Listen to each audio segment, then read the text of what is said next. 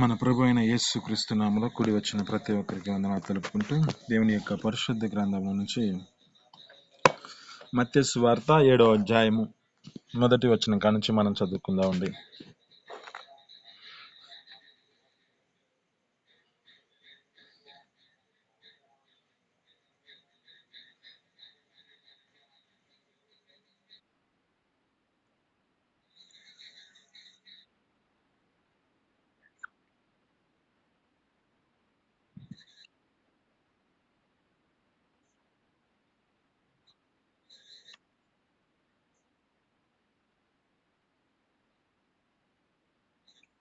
హల్లెలూయా. ఇక్కడ జ్ఞాపకం చేసుకుంటే దేవుని యొక్క మాటలు చాలా జాగ్రత్తగా గమనించుకుందాం.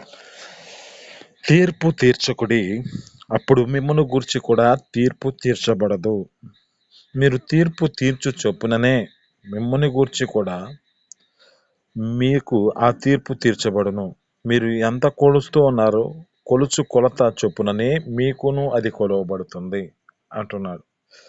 ఇక్కడ చాలా జాగ్రత్తగా గమనిస్తే దేవుని యొక్క మాటలను చాలా జాగ్రత్తగా సత్యాన్ని గ్రహిద్దాం. ఇదే మనతో మాట్లాడుతున్న మాటలను బట్టి మన జీవితంలో ఏ స్థితిలో మనం నడిపించబడుతున్నాం, ఎవరికి ఏ తీర్పులో మనం జీవితాలు నడిపించబడుతున్నాయి. ఇక్కడ జ్ఞాపకం చేసుకుంటే ఒక మనిషికి మనం ఏళ్ళు ఎత్తి చూపించినప్పుడు, అంటే ఒక తప్పుని మనం ఎతికినప్పుడు, ఒక తీర్పు మనం తీర్చినప్పుడు, ఒక ఏలు ఆ యొక్క వ్యక్తి వద్దకే ఆ మాట ఆ యొక్క ఏలు మాత్రము ఒక ఏలు మాత్రం ఆ మనిషి ఎదుటికి పోతుంది, కానీ ఆ 4 ఏళ్ళు మనకెళ్ళే చూపిస్తుంది. ఇక్కడ జ్ఞాపకం చేసుకుంటే ఇక్కడ అంటున్నమాట, తీర్పు తీర్చుకుడి, అప్పుడు మిమ్మల్ని గూర్చి తీర్పు తీర్చబడదు. మీరు తీర్పు తీర్చు చొప్పుననే మిమ్మల్ని గూర్చి కూడా అదే కొలత కొలవబడుతుంది. ఇక్కడ జ్ఞాపకం చేసుకుంటే దేవుడు మనతో ఇంతకు ముందు 2, 3, 4 మూడు సార్లు ఏమో ఆ మాటల్ని జ్ఞాపకం చేసుకున్నాం. ఒక నీతిమంతుడు, ఒక పరిచారకుడు, ఒక సుంకరి ఏ విధంగా దేవుని సన్నిధిలోకి వెళ్ళినప్పుడు ఈ యొక్క పరిచారకుడు చేసిన ప్రార్థన అంతా బాగానే ఉండిద్ది, కానీ ఇక్కడ ఈ సుంకరి వలె నేను లేనయ్యా అని అతడు తన హృదయంలో ఆ ప్రార్థన చేస్తూ ఉన్నాడు కదా. ఆ ప్రార్థనలో తన జీవితంలో అనుకుంటున్నాడు, అతడు తీర్పు తనకు తీరుస్తూ ఉన్నాడు. ఈ సుంకరి వల్లే నేను లేనందుకు, అంటే తామే నీతిమంతులమని చెప్పుకుంటూ ఇతరుల గురించి తప్పులు ఎతుకుతూ ఉంటారు. ఇక్కడ జ్ఞాపకం చేసుకుంటే 3వ వచనంలో మనం చదువుకుంటే, నీ కంటిలో దూలము నెంచక నీ సహోదరుని కంటిలో ఉన్న నలుసును చూచుట ఎలా? చాలా జాగ్రత్తగా గమనిస్తే ఈ మాటలో, నీ కంటిలో దూలం ఉంది, కానీ నీ సహోదరుని కంటిలో ఉన్న చిన్న నలుసును ఎతుకుతున్నావు. నీ కంటిలో పెద్ద దూలం కనబడుతుంది, కానీ నీ సహోదరుని యొక్క కంటిలో నీవు ఈ నలుసుని ఎతుకుతున్నావు. ఇక్కడ అంటున్న మాట 4వ వచనం చదువుకుంటే, నీ కంటిలో దూలముండగా నీవు నీ సహోదరుని చూచి నీ కంటిలోనున్న నలుసును తీసివేయమని చెప్పనేలా? వేషధారి, మొదట నీ కంటిలోనున్న దూలమును తీసుకునము, అప్పుడు నీ సహోదరుని యొక్క కంటిలోనున్న నలుసుని తీసివేయుటకు నీకు తేటగా కనపడును. ఆమేన్, హల్లెలూయా. అంటే ఇక్కడ ఈ యొక్క సహోదరుడు, ఈ యొక్క వ్యక్తి పరిచారకుడు తన జీవితంలో నడిపించబడుతున్నాడు, కానీ ఇక్కడ చాలా జాగ్రత్తగా మాట్లాడితే అక్కడ వేషధారి వల్లే లేను అయ్యా, నిన్న చోరుల వల్లే లేను, అన్యాయస్తుల వల్లే లేను, అన్నీ బాగానే ఉన్నాయి, కానీ ఈ సుంకర వల్లే లేనని చెప్పిన మాట ప్రకారం అతని జీవితంలో ఒక మనిషికి తీర్పు తీరుస్తున్నాడు. ఇక్కడ అంటున్న మాట, తీర్పు తీర్చకుడి, అప్పుడు మిమ్మల్ని గురించి కూడా ఎలాంటి తీర్పు తీర్చబడదు. ఇక్కడ జ్ఞాపకం చేసుకుంటే ఇతని గురించి అక్కడ తీర్పు తీర్చబడిన పరిస్థితి కనబడుతుంది. ఇతని కంటే అతడు నీతిమంతుడుగా ఎంచబడ్డాడు, తను తాను తగ్గించుకొని తన జీవితాన్ని నడిపించబడ్డాడు కనుక అతడు హెచ్చింపబడ్డాడు.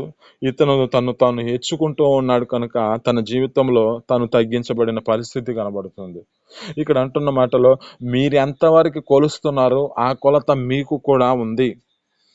మీరు ఎవరి గురించి, మీ సహోదరుల గురించి మీరు తీర్పు తీరుస్తున్నారేమో, మీ యొక్క సహోదరుల గురించి వారి మీద మీరు తప్పులు ఎత్తుక్కుంటూ ఉన్నారేమో, ఈ దినం మన నీతో మాట్లాడుతున్న మాటలు చాలా జాగ్రత్తగా గమనిస్తే, ఒక్కని గురించి మనం తీర్పు తీర్చకూడదు.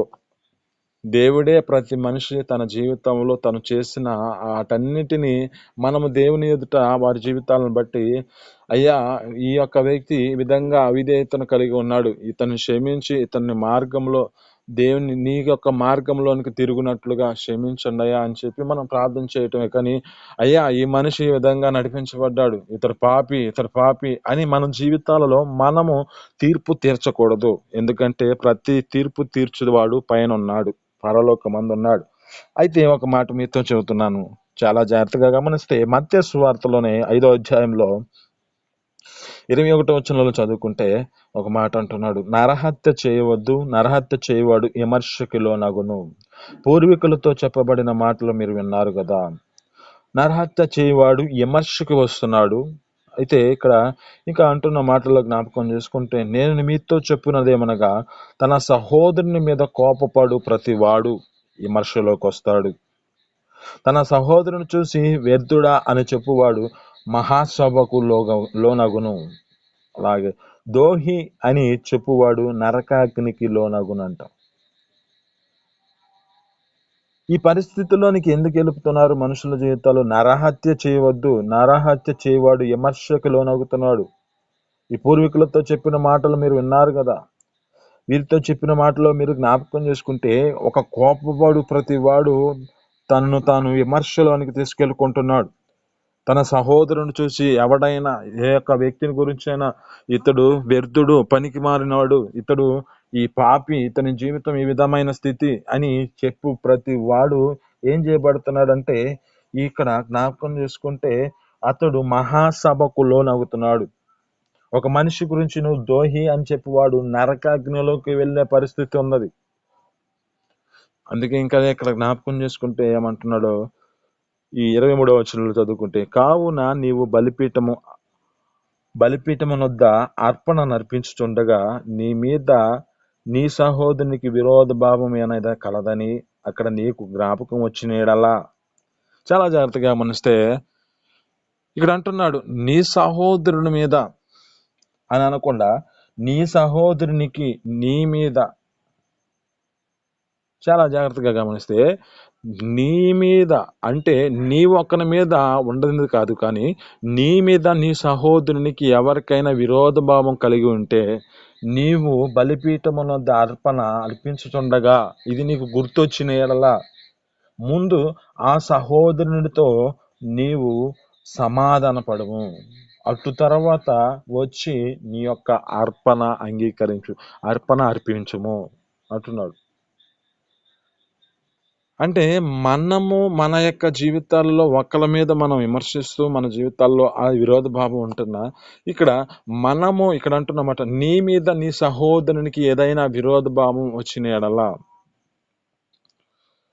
అంటే ఒక మనిషి గురించి మనం వ్యర్థుడా అని అనకూడదు. ఒక మనిషి గురించి మన జీవితాల్లో తన సహోదరుని మీద కోపపడకూడదు. అలాగే తన సహోదరుని ఏమాత్రం నరహత్య చేయకూడదు. అలాగే ఆ మనిషిని గురించి ద్రోహి అని అనకూడదు. మనం జ్ఞాపకం చేసుకుంటే పూర్వీకులు ఒక వ్యక్తిని మనం జ్ఞాపకం చేసుకుంటే, మోషే గారి యొక్క జీవితంలో తాను కానానుకు యొక్క పాలు తేనెలు ప్రవహించే ప్రదేశానికి వెళ్ళకపోవటం కారణం ఏమిటంటే ఈ మాటే అతని జీవితంలో ఏర్పరచబడింది. దోహులారా అని ఈ యొక్క ఇశ్రాయేలు ప్రజలని ఒక మాట అన్నాడు. ఈ ఇశ్రాయేలు ప్రజలను ఎప్పుడైతే ఈ మాట అన్నాడో ఇతని జీవితంలో ఇతని స్థితిని బట్టి ఆ యొక్క పాలు తేనెలు ప్రవహించే ప్రదేశానికి వెళ్ళలేని పరిస్థితి కలిగింది. ఇతని జీవితంలో ఎందుకని ఈ పరిస్థితి కలిగిందంటే తనకు కలిగిన సహోదరుల్ని దోహిలారా అని సంబోధించాడు. ఇక్కడ అంటున్నమాట, ద్రోహి అను చెప్పుపాడు నరకాగ్నికి లోబడును, నరకాగ్నికి లోనగును. ఈ పరిస్థితి ఎందుకు మన జీవితాలలో? మనం దేవుని సన్నిధిలోనికి వచ్చినప్పుడు మన యొక్క జీవితాలను మనం సరిచేసుకుంటూ దేవుని ఎదుట నిలబడితే మంచిది. ఒక్కొక్కరు అంటూ ఉంటారు, ఏ విధంగా అంటారంటే, ఈ రోజు నీ గురించే చెప్పాడు వాక్యం, ఈరోజు నీ గురించి వాక్యం చెప్పాడని ఎప్పుడు అనుకోవద్దు. ఒకరి గురించి మనం సంబోధించొద్దు. కానీ మన జీవితాల్లో దేవుడు మనతో ఏం మాట్లాడుతున్నాడు, అయ్యా ఈ దినమున నాతో నువ్వు ఈ విధంగా మాట్లాడావు, నా జీవితాన్ని ఈ విధంగా సరిచేసుకుంటానని అనుకుంటూ నీ జీవితాన్ని నడిపించుకుంటే చాలా మంచిది. ఒక వ్యక్తి మీద మనం ఎంచుకోక, ఒక వ్యక్తి మీద మనం ఏలు చూపించక, మన జీవితాల్లో ఇక్కడ ఉంటున్నమాట, నీ కంటిలో దూలం ఉండగా ఎదుటి కంటిలో ఉన్న నలుసుటిని ఎలా ఎతుకుతున్నావు? ఈ యొక్క నలుసుని ఎతుకుట ఎలా? నీ సహోదరుని కంటిలో. అందుకే మన జీవితాల్లో ఏం చేయాలంటే, మన యొక్క సహోదరుని యొక్క కంటిలో నలుసుటను చూసే ముందు మనలో ఎలాంటి దూలాలు ఉన్నాయో చాలా జాగ్రత్తగా గమనించుకుందాం. నలుసు అంటే చిన్నదే, దూలం అంటే పెద్దది. ఈ దూలం అంటే మనిషికి తన జీవితాల్లో అతని యందు ఒక తప్పును మనం ఎతికామంటే, ఇక్కడ అంటున్నమాట, మీరు ఎంతవరకు కొలుస్తున్నారు, మీరు కొలత ప్రకారమునే మీరుకును అది కొలవబడుతుంది. మీరు ఎవరిని ఎంతవరకు మీరు తీర్పు తీరుస్తున్నారో మీ జీవితాల్లో కూడా అంతవరకు మీ యొక్క తీర్పు తీర్చబడే స్థితి కలుగుతుంది. కనుక ఈ ఒక్కరికి మన జీవితాలలో, వారి జీవితాలలో ఈ విధంగా ఉన్నారు, వారి స్థితిని బట్టి ఈ విధంగా నడిపించబడుతున్నారని వారి గురించి మనం విమర్శించకూడదు. కానీ మన జీవితాలలో మనము ఏం నేర్చుకోవాలి, మన యొక్క జీవితాల్లో ఏది సరి చేసుకోవాలని మనములో మన యొక్క హృదయాలను దేవుని సన్నిధిలో అప్పగించుకోవాలి.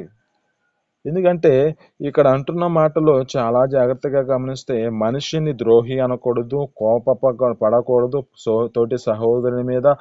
ఆ తోటి సహోదరుని గురించి మన జీవితాలలో ఏ స్థితిని బట్టి ఏ విధమైన జీవితాన్ని కలిగి ఉన్నామో, కోపపడు ప్రతివాడు విమర్శలోకి వస్తున్నాడు, వ్యర్థుడా అనువాడు మహాసభకు లోగవుతున్నాడు, ద్రోహి అనువాడు నరకాగ్నికి వెళ్ళిపోతున్నాడు. ఇక్కడ అందుకే అంటున్నమాట, నీవు ఆ బలి అర్పించేటప్పుడు నీ సహోదరుని మీద ఎలాంటి నీ మీద ఎలాంటి విరోధ భావాలు లేకుండా, అంటే ఇతడు ఈ విధంగా నా మీద తీర్పు తీరుస్తున్నాడే అని ఒకరు నీ మీద అనుకోకుండా, నీ జీవితంలో నీవు బలిపీఠం మీద బలి అర్పించేటప్పుడు నీకు ఎవరైనా గుర్తొస్తే నీవు వెళ్ళి వారితో సమాధానపడము, అటు తర్వాత నీ బలి అర్పించము. ఎందుకంటే అక్కడ జ్ఞాపకం చేసుకుంటే 25వ వచనం చదువుకుంటే, నీ ప్రతివాదితో నీవును త్రోవలో ఉండగా త్వరగా వానితో వెళ్ళి వానితో సమాధానపడము. లేని ఎడల ఒకవేళ నీ ప్రతివాదికి నిన్ను న్యాయాధిపతికి అప్పగించును, న్యాయాధిపతి నిన్ను బంట్రోతులకు అప్పగించును. అంతటా నీవు చెరసాలలో వేయబడదు. కడపటి కాసు చెల్లించు వరకు అక్కడ నుండి నీవు ఎలుపలికి రానేరవని నీతో చెప్పుచున్నారంటున్నారు. ఈ జీవితం ఎందుకు, మన స్థితిని బట్టి మనం బంట్రోతులకు, అంటే ఈ యొక్క ప్రతివాదితో ఆ వ్యక్తి మాట్లాడక తలికే, అంటే మనకి ఒక న్యాయ తీర్పు ఒకటి ఉన్నది కదా, ఆ న్యాయ తీర్పునకు మనం వెళ్ళే సమయం ముందుకునే, ఈ రాక మునిపే దేవుడు అంటున్నాడు కదా, ఆ మాట అంటున్నాడుగా, ఆయన సింహాసనం మీద ఆసీనుడై తన దూతలతో కూడా ఆయన సింహాసనం మీద కూర్చొని సమస్త ప్రజలందరినీ సమకూర్చి వారికి తీర్పు తీర్చి, తీర్పులో వారి జీవితాలు మంచిగా ఉన్న వారినేమో ఆయన తన జీవితంలో కుడివైపున ఆశీర్వదించబడిన వారిని ఉంచుతున్నాడు, ఎడమవైపున ఈ యొక్క శపించబడిన వారిని ఉంచుతున్నాడు కదా. ఆ తీర్పు ప్రతివాదములోనికి మనం రాక మునిపే, ఆ న్యాయాధిపతిని అప్పగించక మునిపే మనము ఆయనతో త్వరగా పడి ఆ యొక్క మన సహోదరునితో ఆయనతో సమాధాన పడితే మన జీవితాలలో ఈ యొక్క న్యాయాధిపతికి, ఈ ప్రతివాదికి మనం అప్పగించబడం. ఈ ప్రతివాదికి అప్పగించబడితే బంట్రోతులకు అప్పగిస్తారు, అంతటా ఆ చెరసాల్లో వేయబడతారు. ఈ చెరసాల అంటే మన జీవితాల్లో నరకంలోనికి త్రోయబడిన పరిస్థితి కనబడుతుంది. ఇక మన జీవితం ఇంతవరకు చేసిన ఈ యొక్క భక్తి కానీ, ఇంతవరకు చేసిన ఈ యొక్క ఆరాధన కానీ, ఇంతవరకు చేసిన ఈ యొక్క మన జీవితాలలో నమ్మకంగా దేవుని సన్నిధిలో ఇచ్చిన ప్రతిదీ వ్యర్థమైపోతుంది. ఇక్కడ అంటున్న మాటల్లో చాలా జాగ్రత్తగా గమనించుకుంటే, తోటి సహోదరుని మనము విమర్శించకూడదు, తోటి సహోదరుని గురించి తీర్పు తీర్చకూడదు. ఈ తోటి సహోదరుని గురించి తీర్పు తీర్చే ముందు మన జీవితం ఏ విధంగా ఉంది, మన యొక్క స్థితి ఏ విధంగా ఉన్నది అని మన జీవితాలలో మనం గమనించుకుంటూ మన జీవితాలను నడిపించుకుంటే చాలా మంచిది. ఇక్కడ ఈ యొక్క వ్యక్తి చేసిన పొరపాటు అంతా బాగానే ఉంది. ఇక్కడ అంటున్న మాటల్లో చాలా జాగ్రత్తగా గమనిస్తే అన్ని మంచి మాటలే చెబుతూ ఉన్నాడు. అయ్యా, నేను వారంలో 2 మార్లు నీ సన్నిధిలో ఉపవాసం ఉంటున్నాను, బాగానే ఉంది. అయ్యా, నీ సన్నిధిలో నేను 10వ భాగము 10వ భాగం తీసుకొచ్చి ఇస్తున్నాను, ఇది బాగానే ఉంది. ఇతని జీవితంలో ఇవన్నీ బాగానే ఉన్నాయి, కానీ నేను ఈ సొంకరి వలె ఉండనందుకు అంటున్నాడు. అంటే ఈ సొంకరని తీసుకొచ్చుకున్నప్పుడే తను తీర్పులోనికి రాబట్టబడ్డాడు. ఇతడు తీర్పులోనికి వచ్చే పరిస్థితి తెచ్చుకున్నాడు. ఇక్కడ ఈ యొక్క వ్యక్తి సొంకరుని జ్ఞాపకం చేసుకుంటే ఇతర ప్రార్థన చేస్తున్న ప్రార్థన ఎలా ఉంది? ఆకాశం వైపునకు కన్నులెత్తులకు ధైర్యం చాలక రొమ్ము కొట్టుకొనుచు పాపినైన నన్ను కరుణించయ్యా. అంటే అతని జీవితాన్ని అతను వెల్లడి చేసుకుంటున్నాడు. అతని యొక్క హృదయాన్ని దేవుని ఎదుట తను తాను అప్పగించుకుంటున్నాడు. అంటే తన హృదయం తీర్పు తీర్చుకుంటున్నాడు, తన్ను తానే అప్పగించుకుంటున్నాడు, తన జీవితాన్ని అప్పగించుకుంటున్నాడు. అయ్యా, నేను పాపినయ్యా, ధైర్యం చాలక ఆకాశం వైపు కన్నులెత్తుటకు ధైర్యం చాలక రొమ్ము కొట్టుకొనుచు పాపినైన కరుణించయ్యా అని కేకలు వేస్తున్నాడు కదా. ఇది మనతో మాట్లాడుతున్న మాటలను బట్టి సొంకరి వలె మన జీవితాన్ని ఉంచుకుంటే తగిన సమయంలో మనల్ని హెచ్చించడానికి, అంగీకరించడానికి మనము యోగ్యులుగా మార్చబడతాం. ఈ సొంకరి వలె జీవితం లేక పరిచారకుడు వలె ఉంటే తీర్పు తీర్చబడుతుంది. నువ్వు ఎంత కొలుస్తున్నావో ఆ కొలత ప్రకారం నీ జీవితంలో నెరవేర్చబడుతుంది. మన జీవితాలలో ఏ స్థితిలో నడిపించబడుతున్నావు?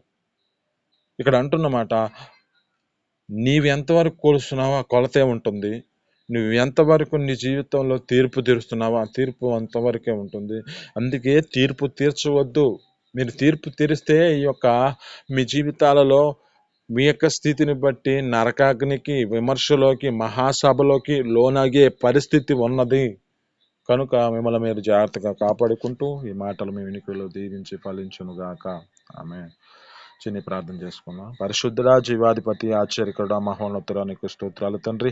మీ అపారమైన ప్రేమ చేత ఉదయకాలం సన్నిధిలో నా తండ్రి మీరు చేసిన ఈ యొక్క మాటలు బట్టి, అయ్యా మీరు మాతో మాట్లాడిన మాటలు బట్టి నేను స్తోత్రాలు తండ్రి. తీర్పు తీర్చుకుడి, మీకును తీర్పు తీర్చబడదంటున్నాం. మా జీవితాలలో మేము తీర్పు తీర్చేవారుగా ఉండకన తండ్రి, ఎవరి గురించి మేము విమర్శించేవారుగా ఉండకన తండ్రి.